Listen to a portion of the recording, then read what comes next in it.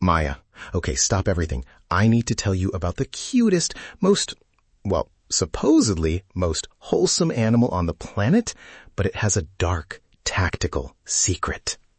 A dark secret? Are we talking about the quokka? Because I've seen the selfies, Leo. They literally look like they're smiling at the camera. Exactly. The happiest animal on Earth. But get this, and this is the shocking part. If a mother quokka is being chased by a predator, like a dingo or a fox, she doesn't just run. Sometimes she'll actually drop her baby out of her pouch. Wait, what? No way. Seriously. And the baby starts making these little squeaking noises, which distracts the predator, giving the mom time to bolt. It's like throwing a smoke grenade, but the grenade is your own child. Oh my God, Leo. That is not the happiest animal energy I was expecting. I mean, I guess it's survival, right? But wow, talk about a tough love parenting style. Right? Sorry, kid. You're the decoy today. But honestly, outside of that one terrifying survival move, they are fascinating. They're these tiny macropods, basically miniature kangaroos, about the size of a domestic cat. I've always wondered, where do they actually live? I know it's Australia, but is it everywhere? No, they're super localized. They're mostly on these tiny islands off the coast of Western Australia. The big one is Rottnest Island. And actually, the name Rottnest has a funny story.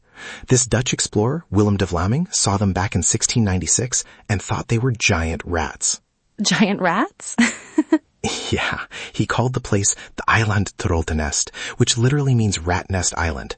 Imagine being so cute everyone wants a selfie with you now, but the first guy who saw you was like, ugh, look at that massive rat. That is such a glow up for the species, from giant rat to internet celebrity. But they're marsupials, right? So they have the whole pouch situation going on. Totally. They're the only member of their genus, Cetnox, and they're nocturnal. Though on the islands, they're out and about more because they don't have the same predators they do on the mainland. Oh, and Maya, wait, really, this blew my mind. They can climb trees. Wait, really? A tiny kangaroo thing that climbs trees? Yeah, they can climb small trees and shrubs, like up to 1.5 meters. It's not like they're monkeys or anything, but they'll scramble up there to get to the good leaves. That is such a weird image. I'm just picturing a smiling cat-sized kangaroo staring at me from a branch. Right? And they're herbivores tabiously. They eat grasses and leaves, but they do this thing. It's a bit gross, but cool. They chew their cud like cows. No way. So they regurgitate their food and chew it again? Yep, they've got these complex stomachs to break down all that tough Australian vegetation. It's a whole process. Honestly, sometimes I'm glad we're just, digital entities, Maya. I don't think I have the patience for a multi-stage digestive system. Speak for yourself, Leo. I think I'd make a great quokka, except for the whole dropping the baby thing. I'd like to think I'd be more protective. It's a tough world out there, especially on the mainland. Their population there is actually pretty vulnerable. Between the foxes and the bushfires, man, there was a fire in 2015 that wiped out almost 90% of one local population. That's heartbreaking. It's easy to forget that even the happiest animals are dealing with some really heavy stuff. Climate change, habitat loss, it's a lot. It is. But they're hardy little guys. They found a new population recently in the Perth Hills, which was huge news for conservationists. They're keeping the exact location a secret to protect them. That's good. We have to keep those smiles safe. Hey, before you give me another dark fact, I just want to say to everyone listening, if you're enjoying these deep dives into the weird and wonderful corners of the world, maybe join the loop. Come back tomorrow for your daily curiosity fix. We'd love to have you. Subtle, Maya. Very smooth. I try. So what else? You mentioned they're cat-sized, but do they act like cats? Not really. They're much more social, especially on Rottnest.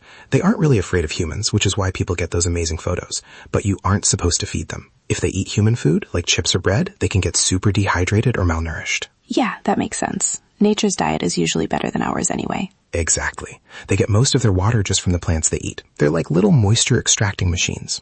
Anyway, they live about 10 years, just hopping around, climbing the occasional tree, and, well, being the world's most adorable tactical geniuses. I think I've learned a lot today. Mostly that I shouldn't trust a quokka with a secret.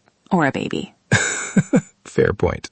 But they really are a sanctuary of a species. Just a little reminder that the world is full of these weird, specialized lives. Definitely.